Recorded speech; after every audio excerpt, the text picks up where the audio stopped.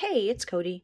I hopped on here because this video was going to be me outright comparing the Force of Enchantment Tarot with the, oh my god, Tarot of a Witch's Garden, I think it's called. This bag has got some fur on it. I was about to just go ahead and go through these myself, and then I was like, you know what, why don't I just put the camera up and we can have a look at them together, because on my little opening and initial flip through of Tarot of a Witch's Garden, I, for some reason, exclaimed, maybe this is going to replace my Force of Enchantment Tarot. So, first of all, I wanted to say that exclamation was more because, okay, my decks have sort of jobs. Similar to, like, programming a crystal, I sort of give them something that's what I want them to help me work on. So, Force of Enchantment is my go-to deck for reading for others. I like it because I can look right at the card, I just know what it means, and I can just, start flinging them, this, that, whatever. It's not one of those decks that I have to think about. It's not one that I have to, I would never need to refer to the guidebook for it, right? So I feel like these have similar sort of vibes. They have similar, like, shuffleability for me. And I also feel like readability is very similar too. So I really just wanted to look through these, for my own entertainment, as well as, anyone who was thinking that maybe there were similar vibes. There's also the Green Witch Tarot, that people have said that they think this one's similar to, or this one. While I do agree I don't have that one, I don't know, something about it just irritates me. I know people fucking love that deck, but I, for some reason, can't get behind it. Okay, so I have sorry, these are my little bags I made for him. This was a bad yarn to have used for this, because it's getting, like, fuzz on it, but, So I've put both of these back in order so that we can flip through and look at them. So they're actually exactly the same size, which I thought was interesting. The cardstock's not exactly the same. This one's, like, I think linen with, like, a little cross-hatching texture on it, and they're slippery. Actually, I think I prefer these ones, but nobody asked me. Okay. I colored the edge of these with a Sharpie, and as you'll see as we go through this, it leaked. Like, it kind of bled into the cards, but you know what? Fuck it. For some reason, I feel like I put a lot of thought into decks that I'm going to read for other people with, even though I don't read for other people that often. I just don't want to be caught in a situation where I feel like I don't know what deck to grab, or I get one that, like, I don't know backwards and forwards, I don't know. Okay. So what I do also want to look at the guidebooks. We'll zoom in a little here. So this, shit, sorry, these are both Llewellyn decks. I know, I knew, I said as soon as I opened this, people are gonna be bitching about this cardstock, because you're haters, and they're sure as fuck more people like, I fucking hate the cardstock. I don't give a fuck about cardstock unless it's, like, really, like, this is slippery, but not like it's gonna slide while it's sitting here. Ones that do actually piss me off. Okay, alright, so, I don't know if you can see this. We've got the Fool. Okay, so in this deck, in Force of Enchantment, I'm gonna say every single time, because for some reason I can't fucking remember Force of Enchantment. It has a lot of renamings. The suits are renamed, a bunch of the majors are renamed, the court cards are renamed, which I kind of think was a mistake, just the way that they did it. Sometimes I always have to, like, think about... Okay, we'll get to that when we're there. Alright, so here we've got the Fool. Is the White Heart here, and here we have just the Fool.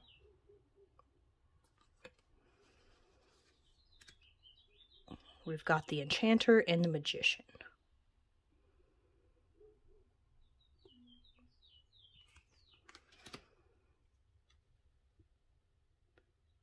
Are our High Priestesses, and this one calls it the Wise Woman. Okay, so we have run into our first potential person of color.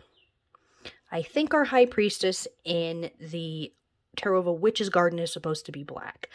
So I wanted to bring this up because I had said after looking through this deck in my like first impressions, that there wasn't very much diversity, that I had only seen a couple people, and like no one was really fully like, I don't think anyone is blacker than this. Like, there's I think maybe the Emperor might be Korean, or the Empress might be Indian. Okay, but none of them really like went all out to fully be like, this is a culture that I'm including in this deck. Which kind of sometimes gets into weird places, like it's not always white people's place to include all of that stuff. I don't know, man. Okay, it's a lot of stuff that I'm not getting into here. But I wanted to say, I said that at the end of it. However, the Forest of Enchantment Tarot has literally 0. There is nobody that's not fucking white in the deck. So, that's something to keep in mind here. Okay, moving on. Oh, excuse me, this bitch is green. We've got the Green Mother and the Empress. Well, you know what else I wanted to do is I wanted to put anyone that I think is not white from this deck, I'm going to put in a pile up here, and we'll see how many we're talking. So I feel like these are both very obviously the Empress. Okay, this one, I will say, I did kind of have to work with this deck a bit in the beginning when I got it, with the guidebook, because I didn't know who the fuck all of these things were, so. Alright, here is our Emperor and the Forest Lord. Even the art style is very similar. Here's the oldest one and the Hierophant. You know what? I just forgot to put him up here. Sorry, dude. I mean, these kids just look like 2 kids with brown hair, so. We have straight white couples on both of our lovers cards. I think he's got chest hair. I don't fucking know. Alright, here we have the Fairy, Wind, and the Chariot. I love this little guy right here.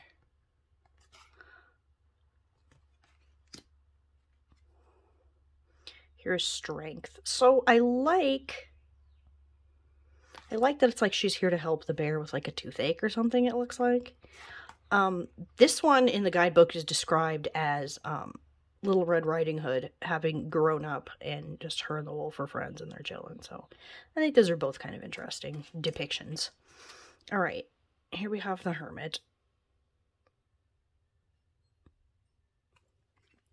Okay, here's our Wheel of Fortune. This card is so weird to me from this deck just because it looks so different. It just, all of these are very leafy and detailed, you know, and then this one is just kind of stark. It always strikes me as being weird. They call this one the Enchanter's Wheel, which, if you remember, the Magician is called the Enchanter in the deck, so. I have to say that I was watching one of those Witchin' and Bitchin' lives that Levi from Masculine Intuition Tarot, I think his channel is called, and Martin... Shit, I think it's Martin's Musings. Fuck, I could have been totally wrong on the channel names. We're doing, and they were talking about how the numbering on the Wheel of Fortune in Tarot of the... Oh, Jesus, Witch's Garden, had an... You know what? I did not even realize it. I didn't even see it. And you know what? This, I don't know if this makes me a terrible tarot reader or a lazy piece of shit or what, but I don't even look at the numbers on majors. I just fucking don't. So no, I probably would have had this for like 2 years before I was like, wait a fucking minute. Anyway. Alright, here we are with Justice and the Huntsman in this deck. Yeah, see, the numbers got switched. 10, 11. I did not notice, so fuck it. And we'll put her up here. We've got Suspension and the Hanged Woman.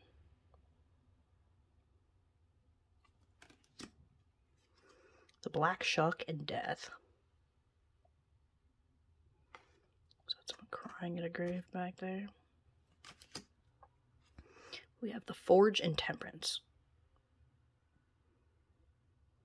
I'll put her up here in the not white pile. Alright, here we have the Devil and the Liar. Okay, this I think is one of my least favorite things about this deck. Aside from lack of diversity, that is like something that It's like a weird little wedge that makes me kind of have a hard time, like, reading with it. But I also hate this, especially since I read a book that I'm going to be doing a review on here soon called The Flowering Wand. It was talking about, like, masculinity and sort of, like, reclamation of it as far as, like, positive traits. And it was talking about the devil as Dionysus, and that made me hate this card even more than I already did. Okay. Here we have the Folly in the Tower.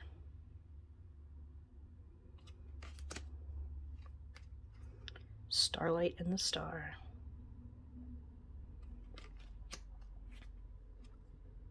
Moonlight and the Moon.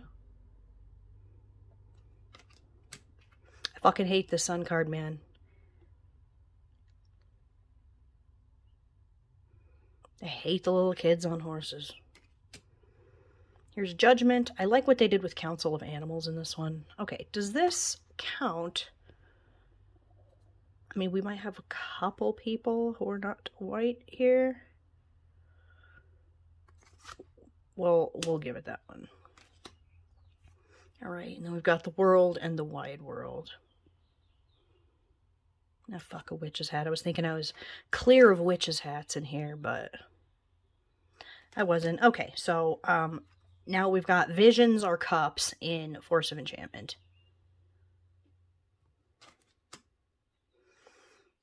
Two of Cups. I think we have lesbian representation here in the Two of Visions.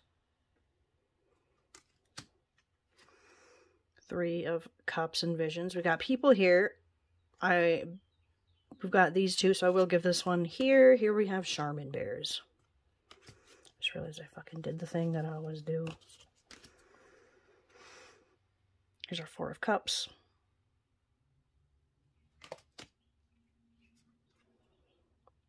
Five of Cups.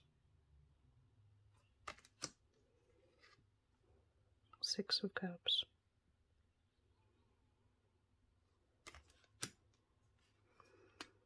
Seven of Cups.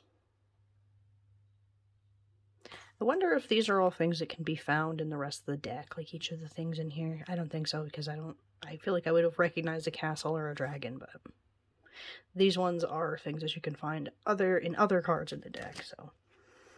We've got eights. Did I just put the Seven of Cups over here? Jesus, I think I'm going to do this every time, huh? It's our Nine of Cups. Our 10. Is this person right here not white? I don't know. I'm not giving him that one. Alright, so here's our page in the Force of Enchantment. Page is your child. Knight is Seeker, I think. Here we have our Knight of Cups and Seeker of Visions. It's really interesting. First of all, I love the whole Kelpie water horse thing. And also that the armor's been taken off and she's doing magic, it looks like. Queen of Cups and Weaver. And Keeper and King. We'll put him in the non-white pile. Alright, now we've got Boons in this deck and Pentacles.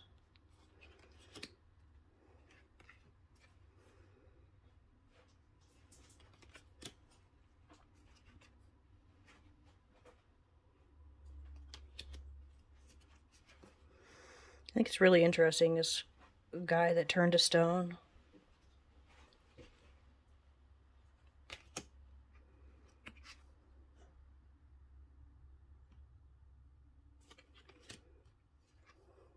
Six of Pentacles.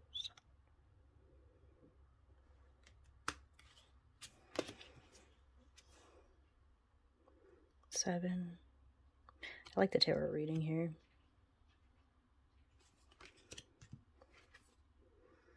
Our Eight of Pentacles. Put this one up here. Here's our Nine of Pentacles. This is looking like she is intended to be non-white to me. We have 10.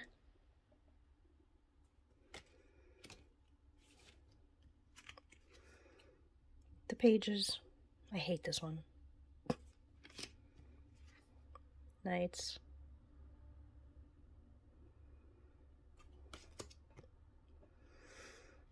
Is she supposed to be, like, Native American, indigenous? Is that why she's with a buffalo, or not necessarily? Should I give it this? Okay, do you see how I'm not actually sure? I'm not giving this. It's not, I'm not positive. Alright, here's our queens. And our kings. Like, does this guy just have a tan? Are they supposed to be dreads? So I can't tell. Nope. Alright, here are swords, which are called challenges. Yeah, look at this. Look at the bleeding on this card. I did an amazing job.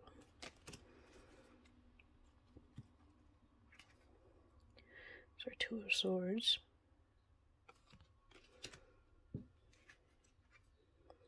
Three of swords.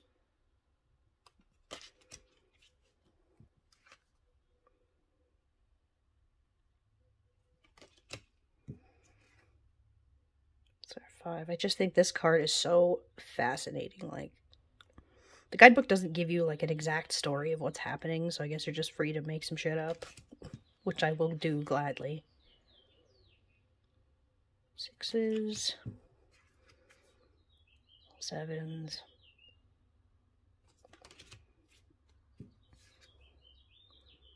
Eights. Nines. Our tens.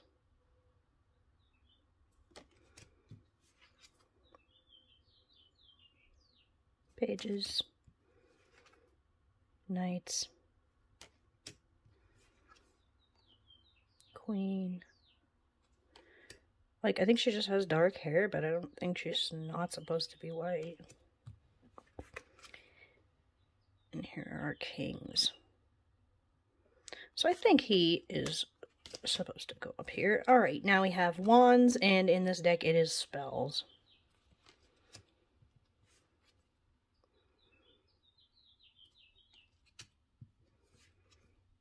A lot of similarities in these two cards.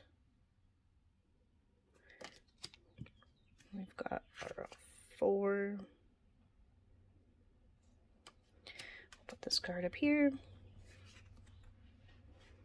5 of wands.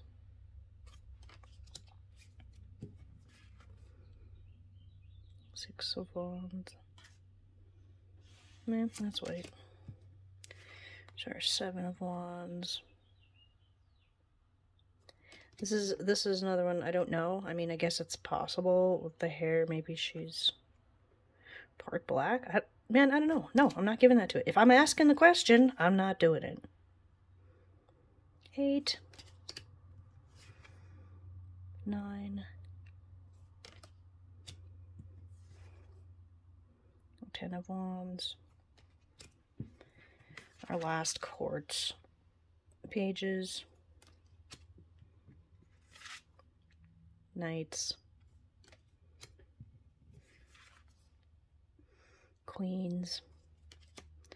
So I think she goes up here. And our King of Wands. So, definitely very similar, just energy, you know, very similar colors used. I think that this one's a lot more naturey and greener than this one. Alright, let's see. Out of 78 cards, how many people did we have here that were obviously not white? 1, 2, 3, 4, 5, 6, 7, 8, 9, 10, 11, 12, 13, 14 out of 78 cards. I don't know what fucking percentage that is, but quite frankly, I don't think it's enough. But this had 0. None. It had some green, a green bitch in there, and a little kid. Like, this deck's not that old, that it should just have no diversity at all. So, just throwing that one out there. I also want to move these cards and look at, sorry, I have like, my space is very small right here, the way that I'm sitting. I also wanted to look at the guidebooks, both of which I found disappointing. back up a little here. So, The Enchanted Forest is written by Linnea Weatherstone. I kind of hate when guidebooks have, like, all of one number together. So, like, the 3s are all together. 3 of boons, 3 of challenges, 3 of visions, 3 of spells. The 3s. I mean, I think that this page is helpful if you're trying to sort of work on the numerological stuff for it, but ultimately I don't like that. Also, I think this is a waste. Like, why would you make a full color reproduction of the card? Like, so these are kind of like little stories. Like, you're traveling through a forest and you're running into these things or these characters. Yeah, I mean, it's just, it's not my favorite guidebook style. This one is even thicker, actually. So when I pulled it out of the thing, I was like, oh damn, a thick ass guidebook. But to my fucking disappointment, it still has these fucking pictures. So, is that just the way Llewellyn's doing it now, or... I mean, I think it has a little bit more information, or maybe it just has the little poem. I'm not the biggest fan of the poems going with cards, but the guidebooks are very similar. This one is by Sasha Graham. This is also the same person who did, the Darkwood Tarot's guidebook. It's done in a way where you, again, are like the person going through the forest or the garden and running into these characters, which I appreciate, but I feel like it's just, both of these guidebooks are pretty uninspired. I've been looking for what I feel like is the perfect deck for slinging cards for other people that I don't have to even think about, for a little more like surface level kind of questions.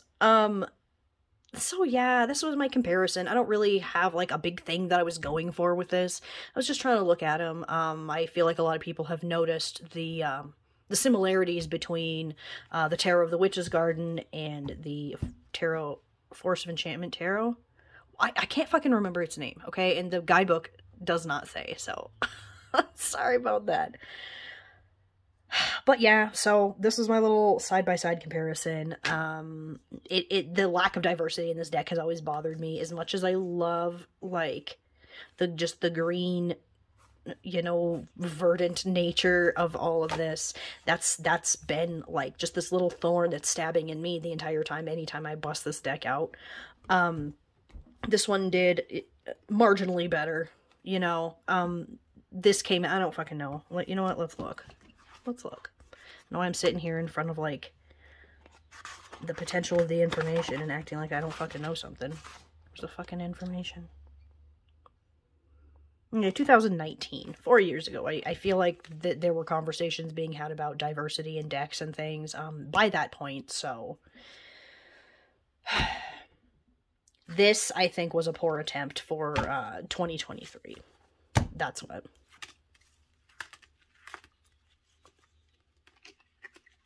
Alright, I don't know what I'm doing anymore. Thanks for watching, bye.